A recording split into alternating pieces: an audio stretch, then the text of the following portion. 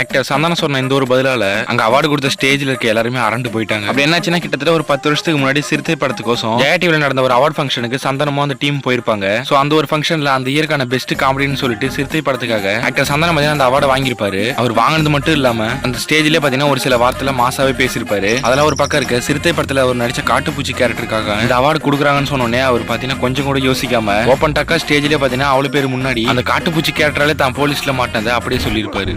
Character நானும் கார்த்திக்கும் திருடன்லாம் follow பண்ணி ஏதாச்சும் கேதர் பண்ணுவோன்ட்டு திருடன்லாம் என்ன மாதிரி பாடி லாங்குவேஜ் நல்லா செய்யும். நாள் கழிச்சு போலீஸ் எங்கிட்ட வந்துருச்சு.